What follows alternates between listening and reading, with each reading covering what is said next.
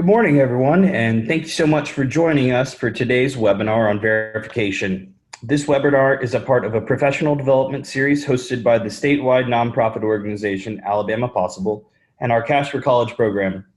Like many of our webinars, today's topic came from the conversations that we have with you, the educators from around our state and indeed around the country.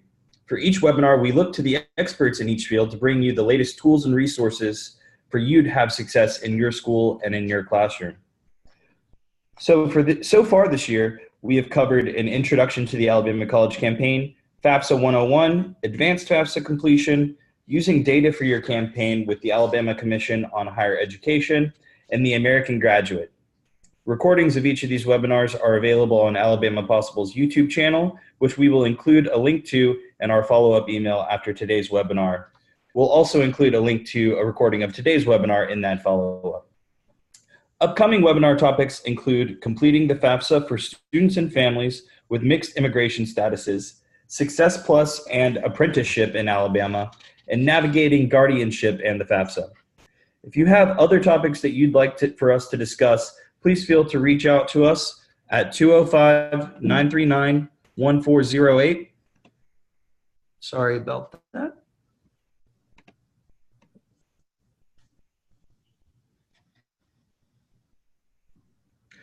205-939-1408, or you can email us at cashforcollege@alabamapossible.org. We're thrilled to welcome in three of the nation's leading experts in verification from the National College Access Network, or NCAN. But first, let's go over a couple of housekeeping items. First, it's always our objective to make sure that you are walking away from our professional development opportunities with the information you need to have success at your school. That's why we'll have ample time at the end for you to ask questions about the webinar.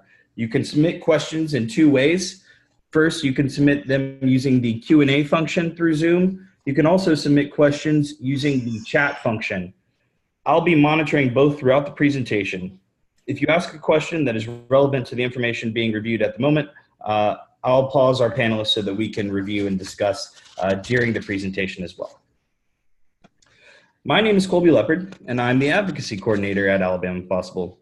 Again, Alabama Possible is a statewide nonprofit that works to remove barriers to prosperity. At Alabama Possible, I oversee our Cash for College program. Before jumping into verification and handing things over to my colleagues at NCAN, I'd like to lay the foundation by describing our work and where things stand here in Alabama. So first, a little bit about the Alabama College Campaign. The Alabama College Campaign is a partnership between Alabama Possible and the Alabama State Department of Education. Our specific objective is that every high school senior in the state of Alabama complete one college application as well as their FAFSA or their financial aid application. Just some groundwork. Most high school seniors in Alabama qualify for the Pell Grant, and the maximum Pell Grant a student can receive is $6,195 per year. Currently, it's 60.3% of high school graduates that qualify for the Pell Grant here in Alabama. I know that our colleagues at NCAN are going to go over some of the national statistics. 39% of those high school graduates failed to complete the FAFSA. That actual number is just north of 19,000. The number of students that failed to complete the FAFSA who probably qualified for the Pell Grant in Alabama is nearly 12,000 students. The average Pell Grant for a student in Alabama to receive is $4,016, which means that the estimated total Pell Grant funds left unclaimed in the state of Alabama is north of $47 million. And then lastly, the portion of Alabama high school graduates not enrolling in some form of post-secondary education following their high school graduation. It's about a third of Alabama high school seniors that are not pursuing post-secondary educations. So with that said, I'm now going to introduce my friends and colleagues from the National College Access Network. First up, we have MorraLee Keller, who's the Director of Technical Assistance. We also have Bill DeBaun, the Director of Data and Evaluation. And last, we have Jack Porter, the Advocacy Associate. Thank you to the three of you so much for being with us today. please take it away. And I'm going to share or stop sharing my screen so you can grab control. Thank you. And I'm not sure what's coming up because that is not my screen. So sorry about that. Do you see the green share button? Yes, I do, but I just need to go back to it because it was... No problem. Now, let's see.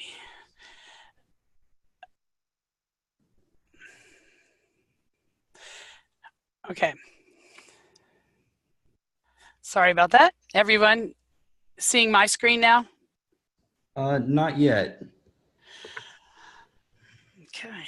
I hit the share button, so I'm not sure. Let's see. Let me try it again here.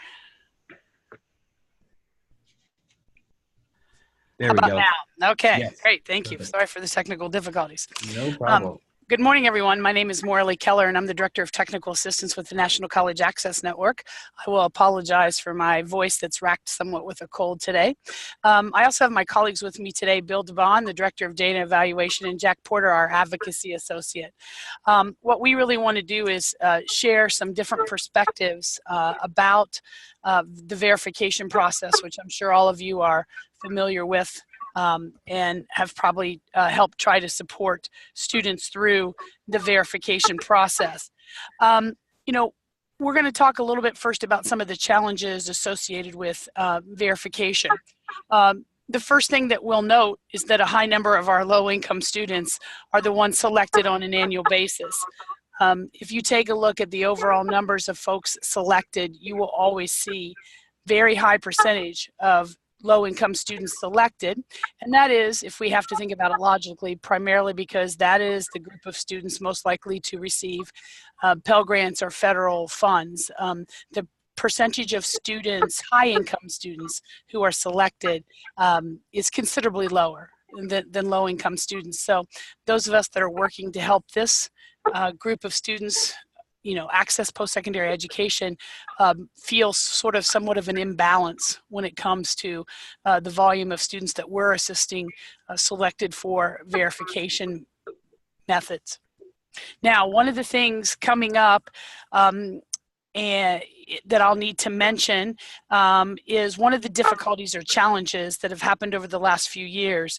Once it was changed to requiring tax transcripts instead of copies of tax forms for families to complete the verification process, many issues arose with that. And you have the opportunity to access tax transcripts for students and parents, and you can access it online. You can do it via fax. You can mail in a request form. So there's a variety of methods, but the quickest method for getting online on the IRS and downloading a tax transcripts requires many qualifying categories for things like having credit cards and other qualifying categories to be able to download the tax transcript online, which provided a barrier to our families, as many of them could not have the qualifying materials to be able to do it as a download. We've heard horror stories for years about multiple tax transcript request forms being mailed in, faxes being sent in and lost, and students and families end up waiting long times for tax transcripts. The good news is there is some relief coming soon. We were in attendance at the Federal Student Aid Conference about a week and a half ago in Atlanta, Georgia, and the Department of Education announced relief when it comes to verification and the fact that they're going back to allowing institutions to accept copies of tax returns and allowing families to sign a statement regarding non-filing, because the other document that was very difficult to secure for a lot of folks was the verification of non-filing letter that was required for independent students and parents. So the good news is some relief is coming soon. We are all waiting to see the guidance released from the Department of Education, so we'll know exactly what the new criteria look like, or new acceptable documentation guidelines will look like for our colleges. And we, of course, NCAN will try to get that shared out to our members across the country as quickly as we have the new information. One of the other challenges that we see our families have when it comes to verification is just the various methods that colleges use to notify the student that they have been selected. Now, we all know that on the, in many cases on the student aid report, there will be an asterisk by the expected family contribution number and a couple sentences on the student aid report that indicates that you've been selected for verification. So certainly that is one method to let the students know. But our colleges choose a lot of different ways to notify their families. We have some that still send direct mail pieces to the homes to let folks know, particularly for incoming students, that they've been selected and what the requirements are. Many of our colleges post notices if they have portals, where students can go in and read, notifications from the colleges and try to follow any instructions. We have those that send emails to students, letting them know that they've been selected and probably providing a link with information about verification. So it is not done in a consistent or uniform method for students to be notified that they've been selected for verification. And so that can be confusing.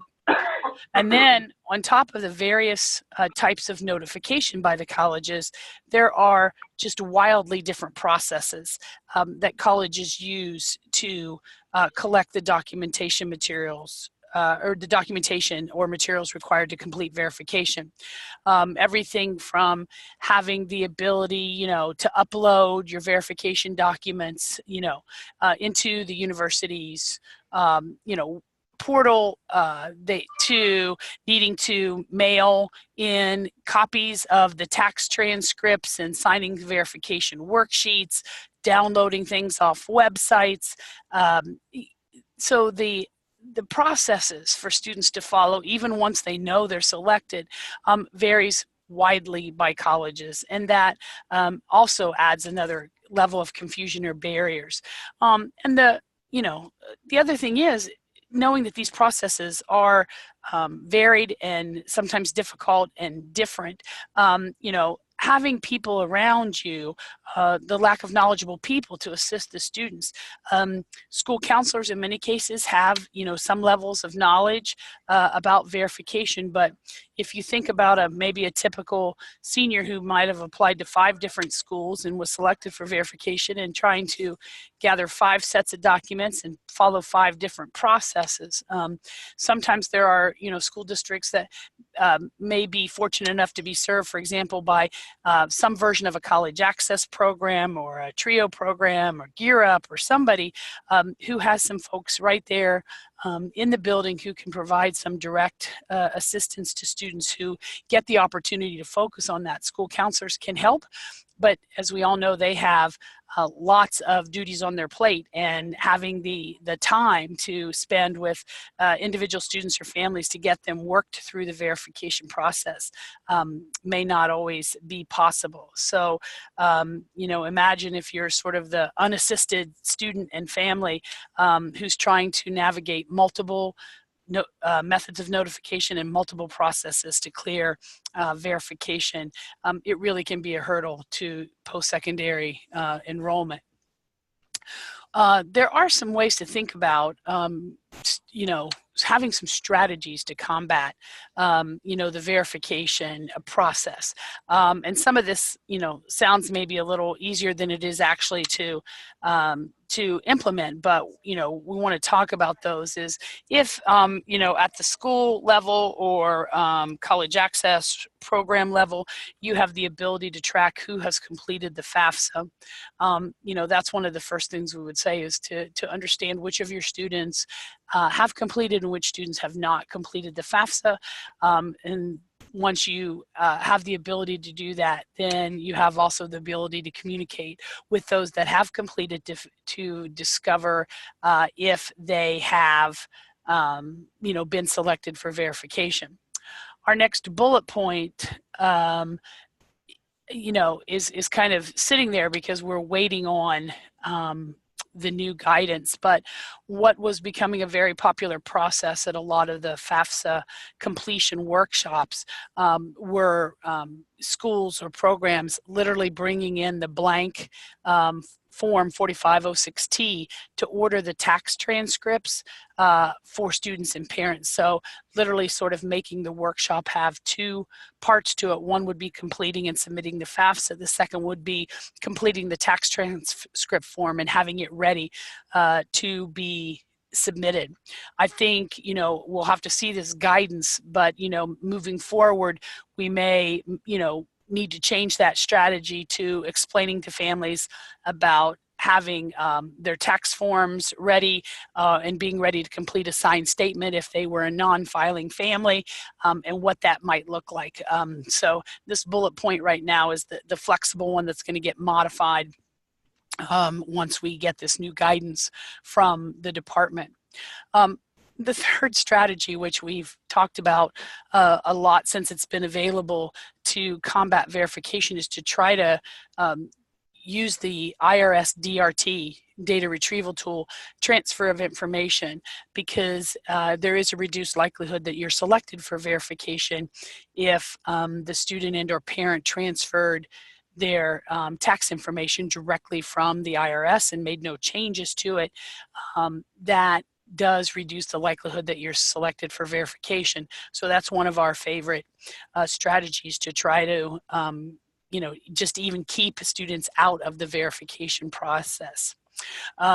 Depending on, whether you're a school or a program, you may want to ask your students to bring in their student aid report after they have filed it to the access advisors or maybe to school counselors to take a quick review, looking for that selection for verification or any other special messages that may have arrived on the student aid report. But if folks can glance at the student aid report, reiterate to the student that they were selected for verification, and begin to make sure that they're pulling the documentation together or beginning to watch for notifications from the schools where they've applied and been accepted, so that they can follow the verification process there. Some programs and have student tracking databases too that where they're recording the fact of where the student applied and did they complete their FAFSA, and certainly tracking which of your students that completed the FAFSA, putting a field indicator in there that they were selected for verification, so that you have a subset of students that you need to keep following up with to make sure they have addressed all the verification processes for the schools where they've applied. Could be very helpful when trying to walk students through this process and getting them to the point of receiving an award letter. One thing also that you can begin to think about and maybe keep a tracking document is to keep a spreadsheet of the colleges where your students most commonly attend, to think about what is the process that the college uses to notify the students. So you can sort of imagine this maybe spreadsheet that is a list of the predominant colleges, a column that indicates how they typically notify a student. Do they email them? Do they mail something? Do they post something in a portal? And so that you have an idea when a student says, oh, I'm attending University A, that you can look at your spreadsheet and know if they were selected for verification, this is the process or the way that they're going to learn about the process. When possible, and we know it's very difficult because a lot of it happens at home and things like that, but if, it is a school that may have some college access support, or if the school counselor has the time, is to, if it is the type of situation where the student needs to, mail in or submit documents for verification, or they're getting ready to perhaps upload documents, is to have someone review it before you do it to make sure it's all the correct documents, that if there were any signatures required, that those are on there. Because if documents come in and they're the wrong one, or we left one out, or there was a verification worksheet and somebody didn't sign it, then starts the cycle of, well, we received your materials, but here's what we're missing. And so it continues, to stretch out the verification process. One of the ways to kind of, double check if you are able to track your students is verifying the receipt of award letters. Oftentimes, if students have not received award letters from their institution and it's past the institution's priority A deadline and things like that, a lot of times it means there's missing documents. Sometimes it's verification, or a lot of times it's verification documents. There may be something else missing. But tracking your students' progress through receiving their award letters for the institution will, in many cases, allow you to understand that they must have gotten through the verification process and they now have their AID award letter. So those are some of the strategies that we had. So we can, take a pause and do it now, or think about it and you can type it in as a question or indicate that you're willing to share. But one of the other things we would love to hear from any of you who are on the webinar today is to have you share with us and also with your colleagues that are on the webinar what strategies you might use to help students get through the verification process. So we can give you a second to think about that. Colby, you can let us know if anything pops in. Yeah, MorraLee, I do have a question that's relevant to what we're talking about at the moment. So I've got an attendee that's saying, I've had students use the DRT for themselves and their parents, but they were still selected for verification. So does using the DRT not guarantee the student will be sent into the verification process? No, it does not guarantee it, because the Department of Education uses certain algorithms, which are like the world's best kept secret, never shared with anyone, about what those algorithms are that will get certain students selected.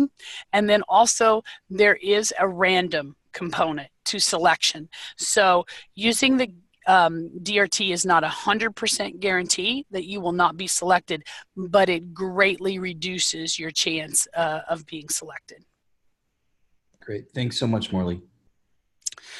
Okay, I'm going to turn it over now to my colleague, Jack Porter, our Advocacy Associate, to talk to you about some of the things that are happening around verification and what's happening now and what might be on the horizon. So Jack, it's all yours. Great, thank you, MorraLee. Can you hear me, Colby? Yes, we can. Thank you. Okay, perfect. Thank you. Hi, everyone. My name is Jack Porter. I'm an Advocacy Associate here at the National College Access Network. I've been here for about 1 year now, and I too am kind of fighting back a little bit of a cold, as is my colleague MorraLee. And so please bear with me as I run through my couple of slides here today. So my goal today is to sort of give you an idea of how we go about, talking about this issue with policymakers, whether that be folks at the Department of Education or in Congress, as well as to hopefully point you to some resources, techniques, and data on that front that will better, help you understand the issue from a policy perspective, and in turn be able to kind of, educate others as to how the process can sort of be, modified and refined to help the students that you serve. So first, I have listed some education on origination. It's certainly not out of the question that when you're speaking about this issue with policymakers that they have not heard of it before. It's much more likely, I think, that they know about the FAFSA and the ongoing efforts to simplify that form for students. And so I think that, pinning the issue of verification as one that's inherent to the FAFSA itself is a good gateway to leading folks to put this into context sort of at the start. And so from there, I think it's useful to identify the fact that verification is in place to keep the federal government from making what it calls improper payments. And this prevention is written into a 2010 law that's aimed at eliminating tax dollars from going places that they don't need to go. So in short, the stated goal for the Pell Grant program in particular, which of course is the key thing flagged for verification throughout this process, is that no more than 7.85% of payments be made improperly for the Pell Grant program. And in fiscal year 2017, the Department of Education indicates that for the Pell Grant program just missed that mark with an improper payment rate of 8.2%. Excuse me. Secondly, I think it's important to lean on some data here. And so I find that the numbers sort of speak for themselves when it comes to the issue of verification. And so without stepping on Bill's content too much here, I'd like to just point out some data points that paint the unfortunate picture that is the issue of verification. I think it's a worthwhile starting point to say that about half of Pell eligible students are flagged for verification, which isn't all that surprising given the goal of the process. However, what's particularly alarming is the amount of students who think that they've completed their FAFSA and are on their way to receiving a financial aid, their financial aid and a college education, only to embark upon what feels like a second round of completing the form when they are flagged for verification. We of course hear this anecdotally from our members and our students, but here's the point. Using data from the Department of Ed, NCAN estimates that 25% of students flagged for verification experience verification melt. So just to be sure, that means that 25% of students selected do not go on to receive a Pell Grant. We're all familiar with the term summer melt, that being students that are on their way to a college education and don't, make it to campus or enroll in their first class in the fall. And so the same sort of idea, applies here. Now you might think that, okay, 25% don't go on to receive the Pell Grant. That must mean that the process is working. The fact is that we don't know that, and we certainly don't have the evidence for it. In fact, the evidence points to the contrary. Consider this: a survey issued last month by our friends at the National Association for Financial Aid Administrators, or NASA, shows that 84% of applications resulted in either no change to their estimated family contribution, or their ESC, or a change so small that it did not result in, to a change in the student's Pell Grant award. Again, it's important to note that this data came from an outside group that surveyed 45 colleges and universities, and that this is some of the best data we have to understand the effectiveness of verification, because the department does not post anything about it for the public to comprehend on this front. And finally, I have listed here the comparison, or one of my last bullets here I have listed is a comparison to tax returns. And so we have here what we like to call a sticky fact, that of course being something that sticks with you and makes you, question the process. And arguably our supervisor's favorite sticky fact here is that while 50% of Pell eligible applicants are flagged for verification, less than 1% of tax return filers of an income up to $5,000 are flagged for an audit when they complete their tax returns. And so it just kind of, makes you wonder, makes you kind of point at the priorities of the federal government when it comes to flagging tax returns versus that of students seeking financial aid. And finally, with storytelling, just in a general sense, I think, we certainly at least feel here at NCAN that a good deal of the power behind our advocacy comes from being able to put the policy in perspective from, real life consequences. So we find that when we're able to tell a story about how a certain policy has had an impact on a, first-gen low-income student seeking to go to college, that can sort of resonate just as much as that of data or, white papers or, what have you. If you can kind of put it into perspective on how a certain process deterred a student from going to college, that can kind of resonate with a policymaker. And so earlier this year, we wrote about a student story that paints a picture of just how bad this process can get for our students. So one of our students being helped by a member in California who had just moved to the US a few years ago from his home country of Guatemala, was flagged for verification, and he had to provide his parents' tax transcript. And since they don't live in the United States, they don't file taxes in the United States. And so I won't take you down the whole rabbit hole of his folks having to go into the city and create email accounts and sign off of documents to complete the process. But ultimately, this student enrolled without a confirmed aid award because of how long this process took, which is of course very troubling. Having a confirmed aid award is kind of a fundamental point of stability that we like for our students to have, and unfortunately is all too common for students not to have because of the process of verification. Okay, if we can go ahead and go to the next slide here.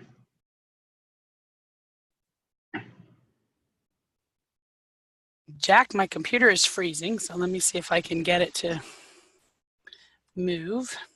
Okay. There we go. Let's see. There we go. Okay. Thank you so much, MorraLee. That was actually kind of a much needed water break for me there. So maybe there's a blessing in disguise to this point. Okay. I'll try and be quick here on my second slide. So now I just like to make sure that I adequately plug a new resource that my colleague and supervisor here at NCAN authored and released just last month. The paper is titled FAFSA Verification, Good Government, or Red Tape. And so the paper provides a mix of policy talk and real world situations with an overview of the process and some student stories. It also contains several more compelling statistics than what I rattled off today. And so without getting too much into the thick of it, when you're educating yourself and others in the ins and outs of verification, I highly recommend this paper from Carrie Warwick, our Director of Policy and Advocacy here at NCAN, as it very much covers, the who, what, when, where, and why, that being who is selected, what is the process for being verified or processes, of course, the when and where, and obviously a deeper dive into why this process takes place than what I ran through today. Carrie's paper also includes a list of recommendations for Congress, for colleges and universities, and for the department to simplify this process for you to dig into, which brings me to my next point, which was sort of exciting. As MorraLee kind of alluded to, we had some exciting news from the FSA conference in Atlanta a couple of weeks ago, where FSA announced 2 changes aimed at reducing the burden that FAFSA verification places on students when applying for financial aid. The first change being that students flagged for verification will be permitted to submit tax returns to confirm their income status, as opposed to tax transcripts. We know that tax transcripts can be particularly more difficult to obtain. Going through the IRS once more than you already had to is of course burdensome.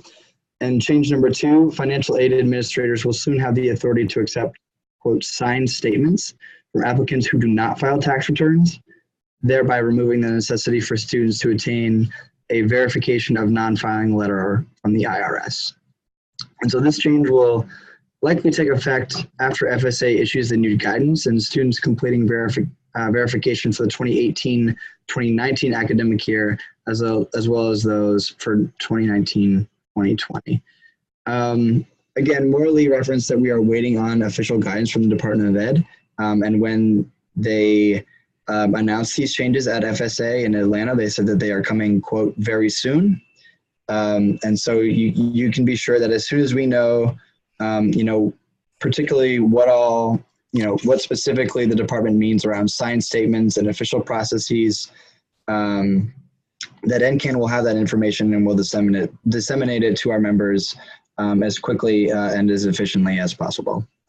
Finally, the last couple of months have been sort of exciting, I guess I have to say, around the issue of FAFSA verification, because the two most powerful senators introduced on a bipartisan, two of the most powerful senators on education introduced what they're calling the FAFSA Act, which changes the Internal Revenue Code to allow for data sharing between the Department of Education and the IRS. And so in the current process, filers may transfer their own data using the IRS DRT, but as you know, not all FAFSA filers are eligible to use the DRT. Most crucially, the 37% of those who don't file tax returns are unable to use the DRT. And so under the FAFSA Act, nearly all applicants would have their tax information transferred to the FAFSA, which should significantly reduce the need for verification, right? Because as MorraLee alluded to, if you use the DRT, you're much less likely. And so if we're allowing for swift transfer of data from the Treasury to the Department of Education in order to conduct the needs analysis and understand and to produce a financial aid package as opposed to manually inputting data, in theory, that would reduce the burden of verification. And so whether or not this is something that gets done before the end of the year, or whether it's something that gets taken up next Congress, we are not quite sure yet. but I would encourage you to visit NCAN's blog page to learn more about what else is in that bill, because it also affects other things aside from that, aside from the issue of FAFSA verification, such as income-driven repayment plans and a couple other things. But again, it certainly touches on this issue in calling for Treasury to share their data with the Department of Ed for the purpose of financial aid awards. And so with that, I hope that, again, you can take away a couple of high-level statistics from my presentation today, and hopefully have some new resources to lean on when you're thinking through how to advocate for a simpler FAFSA process in general, and some fixes to the verification process in particular. So that I can take any questions now or wait till the end. Thank you. Thanks. Appreciate it, Jack. I did just want to mention that as a part of follow-up after today's webinar, we'll circulate the white paper as well as a link to the NCAN blog and any other relevant literature around the FSA announcement or the FAFSA Act, so that our attendees can take a look at that. And then as more information comes out around FSA's announcement, we'll also circulate that. And an additional location to find the latest information on verification and FAFSA is through NCAN social media channels as well as their blog page. You can also follow Cash for College and Alabama Possible on social media. I'll circulate links to that in our follow-up as well. Thanks, Colby. Okay, we're going to turn it over to Bill DeBaun to kind of really give you a great look at the numbers when we talk about verification. So, Bill? Great. Thank you, MorraLee. Thank you, Colby, for having me, and thank you all for being on the line. So I'm here to talk a little bit about the data side of verification, and then toward the end, I'm going to throw in some a cool resource on FAFSA completion as well. So we'll get to that, so stay tuned. I think my colleagues have made a really compelling case today during their presentations that verification is an obstacle for the students that we serve. It is a clear and unequivocal obstacle, and in general, when we see a problem or an obstacle that gets in the way of students' post-secondary education aspirations, we want to try to quantify the effect of that obstacle and use that evidence to convince the public and policymakers to make reforms. So you're seeing some data on screen here on verification melt, and these data points come from the federal Pell Grant program's end-of-year report. So the challenge with verification data is that we just don't have a lot of it, to be honest with you. Verification is a little bit of a black box, and MorraLee talked a little bit about this during her presentation about kind of selection criteria and the algorithms there. We just have very little public-facing data on verification. But what we do have comes from this Pell Grant program end-of-year report. So Jack talked a little bit about this verification melt statistic of 25 percentage points, and I just want to talk with you a little bit about how we get there and then put it in the broader context of verification as a challenge during the FAFSA process. So these data come from the 2016-17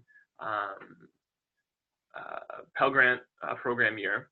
And as Jack mentioned, a large proportion of Pell-eligible FAFSA applicants are selected for verification. So in 2016-17, that was about 51% of Pell-eligible FAFSA applicants were selected for verification. So that's looking at it one way. But looking at it another way, let me talk to you about this piece. So in the 2014-15 program year, of all of the students who were selected for verification, which is about 5.3 million students, about 98% of them were Pell eligible. So let me be the third presenter here today to really hammer home this idea that verification is a policy phenomenon that disproportionately affects low-income students. And these are already the students that have had so many obstacles to overcome on the path to college, and this just throws one more wrench in the works. Let me also hammer home the piece here that there are also way too many students eligible for the Pell Grant who ultimately don't receive it. We're gonna talk about that in a second when we get to the FAFSA pipeline here. But in 2016-17, there were 10.5 million Pell Grant eligible FAFSA applicants, and somewhere between 67 and 68% wound up receiving a FAFSA. And so for the math-centric among you on the call, that means 32 to 33% did not. And so that figure of the percentage not ultimately receiving a Pell Grant is fairly consistent going back to the 2011-2012 program year. And the money that the students across the country are leaving on the table is substantial. The high school class of 2017, NerdWallet, a great name for a website, by the way, estimates that the high school class of 2017 left $2.3 billion on the table in Pell Grant money. And for the class of 2018, that was $2.6 billion. So there are big financial implications to not ultimately receiving the Pell Grant if you are eligible, and that is both the individual level and at the nationwide level. So let's look at this verification melt here. So we can see from the Pell Grant program end of year report the total number of Pell Grant eligible FAFSA applicants, and then we can see the number of Pell Grant recipients. And so that's this first number here, this 67%. And so we can also see the number of Pell eligible FAFSA applicants who were selected for verification, and we can see the number of students who were selected for verification who ultimately receive a Pell Grant.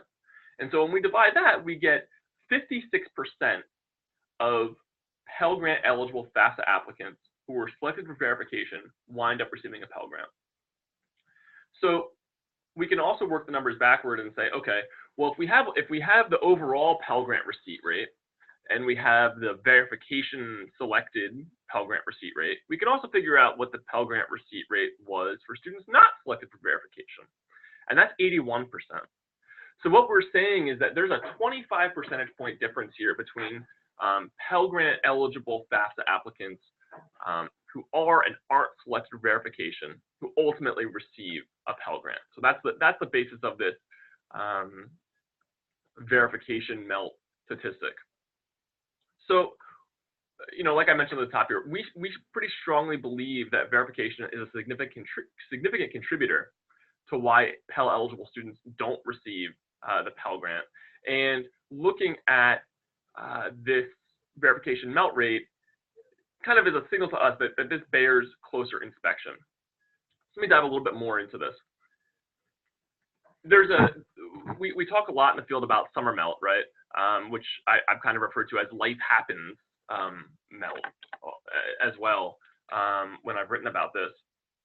And so these are college intending students who, you know, have completed the FAFSA, who've determined that they're Pell Grant eligible, and then ultimately, you know, don't matriculate, don't wind up getting their Pell Grant. And so for Pell eligible FAFSA applicants not selected for verification, you know, we can see that this number isn't 100% for them. There's still 19% of those students who wind up not matriculating, not using a Pell Grant. So what are the reasons for life happens melt? I mean, all the things that get in a student's way. They might need to work, they might have family pressures not to go or to delay, their priorities might change, they might need to work, they might get a better job offer. There's a lot of reasons that a student might not matriculate. But what we're saying is that for students who are selected for verification through the FAFSA process, is that there's an additional 25 percentage point verification melt effect for students who apply for the FAFSA, are Pell eligible, and are selected for verification. So that's an effect on top of the summer melt or life happens kind of effect there. So let me throw in this caveat. We know that verification isn't random, that it works from a risk model, even if we don't have all the details of that risk model, fully fleshed out. We don't know the answers to a few questions. We don't know exactly, were students who were selected for verification less likely to matriculate for some other reason? So for example, were students selected for verification more likely to systematically have a life happens, quote unquote, kind of event that got in the way of matriculation? Were they selected for verification for good reason? Were they not really eligible? Was there something legitimately wrong with their FAFSA? Were they not eligible for a Pell Grant? All those kinds of things. Did their ESC systematically change so much that it made them ineligible for a Pell Grant? And so Jack talked a little bit about how, some recent evidence has kind of indicated that that's a rarity. Were these students selected for verification systematically less prepared for college in some way? We can't get at the answers to these questions with the data we have available, which again is pretty scant. But all of these could plausibly affect the receipt of a Pell Grant. Ultimately, what we don't know from kind of a research and data standpoint is whether the characteristics of students selected for verification made them less likely to receive a Pell Grant regardless of verification, or if verification decreases the likelihood of receiving a Pell Grant regardless of student characteristics. So the causality here is kind of ambiguous, right? We don't know if X is causing Y or Y is causing X, and we just don't have data to really determine which way that cause runs. But what I want to underscore here is that the data that we do have shows that there is a 25 percentage point difference between two groups of students in terms of their Pell Grant receipt. And what we see on the face of these data is that the difference between these two groups of students are that some students were selected for verification and some were not. And so that's where we really think that a further examination of verification is both necessary and warranted. And it's not just about the impact that verification has on individual students, although that is substantial.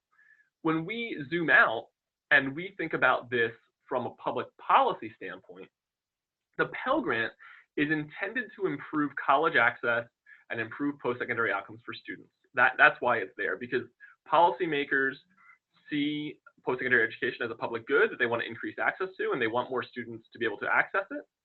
And so it's worth asking, and we are asking, whether the policies and procedures that are in place around verification are getting in the way of policy intent for the Pell Grant. So we're squeezing really, really hard on the data that we have on this Pell Grant report to try to get just a little bit of juice out of that data to provide some insight on the effect of verification. But admittedly, we do need more data and better data to examine the effects of verification more comprehensively. So MorraLee, can you go to the next slide, please, for me?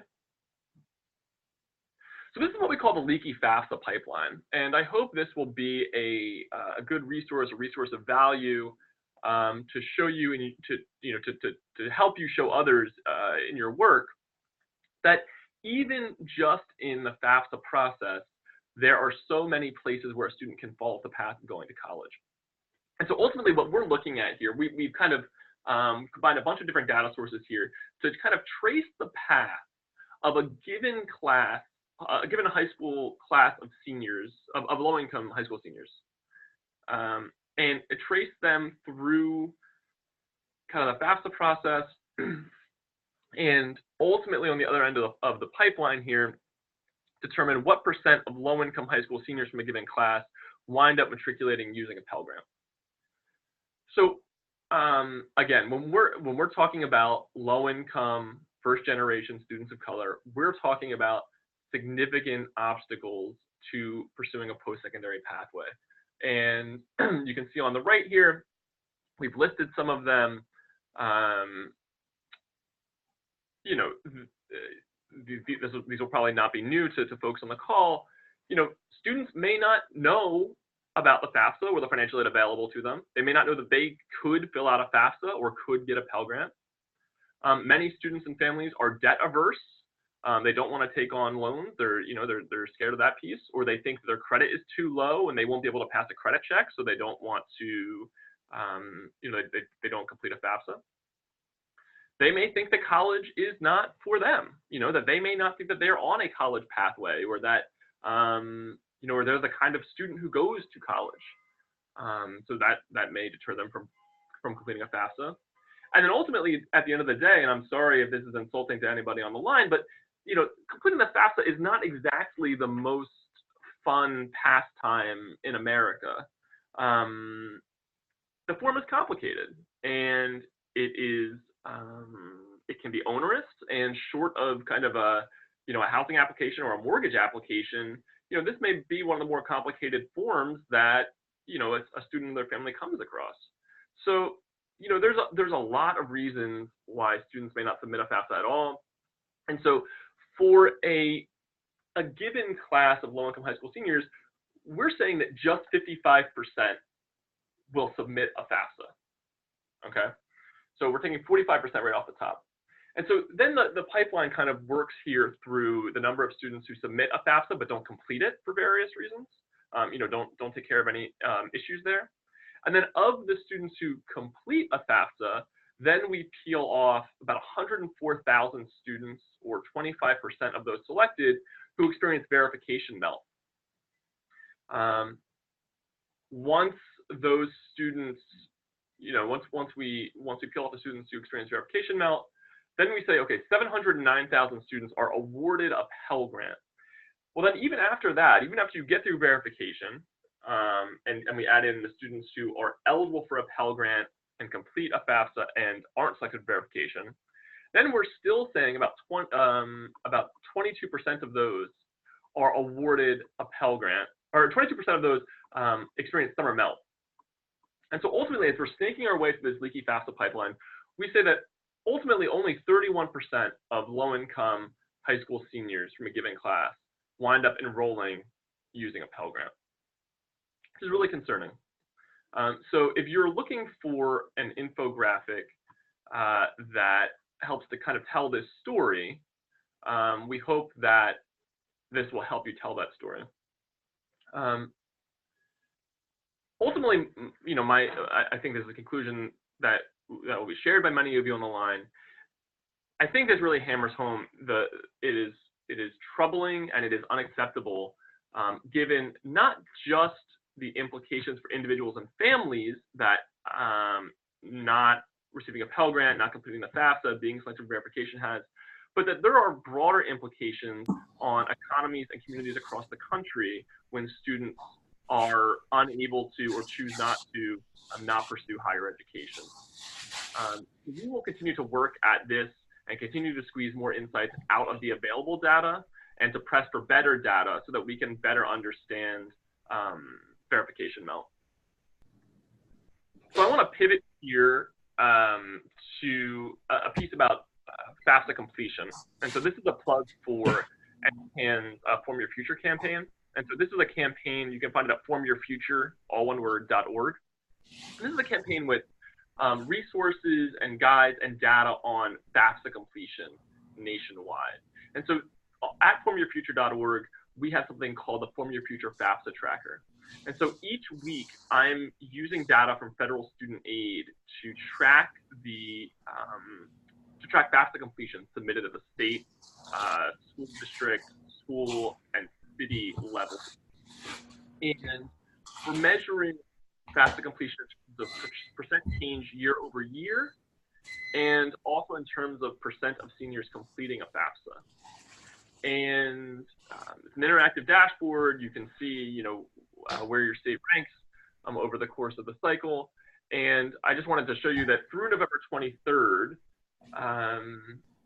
these are Alabama's rankings in terms of percent change in completions year over year and in terms of percent of seniors completing the FAFSA. So right now you're about nearly 2% ahead of the number of completions that you had last year through November 23rd, which is good for 16th ranked nationwide. And a little more than a fifth of the estimated senior class has completed a FAFSA, which puts you at 37. So some room to rise in both rankings, I would say. And if you're looking for data on FAFSA completion at the city, the school district, the school, or the state level, I'd encourage you to visit formyourfuture.org and take a look at these rankings. And then the last chart that I have here is that Alabama's FAFSA completion percentage for seniors is rising. So the numbers here are the state ranks in terms of percent of high school seniors completing the FAFSA between the 2013-14 and the 2018-19 FAFSA cycles. And so you can see at the beginning of our trend here, Alabama was ranked 44th nationwide during the 2013-14 FAFSA cycle. And over the course of the past 6 cycles has risen about 12 spots to 32nd. So on an upward slope here, which is great, congratulations. And certainly some room for to continue to improve. So I would say, the efforts that you're making seem to be working, and we'd love to see that trajectory continue on an upswing. So I'm happy to take your questions on anything data related. My contact information is on the slides here. If you have any questions about FAFSA data or verification data, I'd encourage you to either ask the question here or please reach out anytime. I'm happy to talk about this kind of stuff. Great. Thanks so much, Bill and MorraLee and Jack. We really appreciate having you on. I'd now like to give everybody an opportunity to ask any questions that they may have about this presentation. You can do so once again through the Q&A feature or through the chat feature. I do have a couple of questions already. First one's an easy one. Would it be okay for us to send out this presentation so that the attendees will have access to it? Absolutely. Okay, great. Thanks for that. And then also we have another question. For the three of you at NCAN, do you have any suggestions on to find how each college notifies students quickly rather than looking for it on their website or calling them? Is there any information already out there anywhere? I believe that's around just notifications of financial aid packages. No, I don't know a quick way. What tends to happen with college access programs is that, from year to year, you have the experience of when institutions send out award letters or how they notify students. And so it really is just almost starting a log, a roster of institutions and what you experience from year to year, because Jack and Bill, unless you all know some resource, I don't know where to go to find that out about particular institutions. I wish I did, but unfortunately I didn't. I would add to that, as information is discovered, locating resources and sharing the information that you have will be really beneficial to your colleagues. I know that we have the Cash for College Educators Facebook group, which is a closed Facebook group just for educators around the state to share resources and knowledge and successes. And that would be a great space to collaborate with your colleagues from around the state. So I would encourage each of you to join that group and use that as a resource as well. So I'm just going to give it a couple of seconds for anybody to ask any last minute questions with regards to today's session. Again, we will be sending out our email information as a part of the follow-up following today's presentation. So any remaining questions, please feel free to submit those. We'd be happy to answer those in that way as well. So it looks like we don't have anything else coming in. I know that it's running up right at 10 o'clock. So with that said, thank you to our colleagues from NCAN, and also thank you to you. We have additional upcoming professional development webinars in the new year, so keep your eyes peeled for those opportunities, and also keep an eye out for our follow-up email. And with that said, I wish you all a great day and look forward to you joining us again next time. Bye, everyone.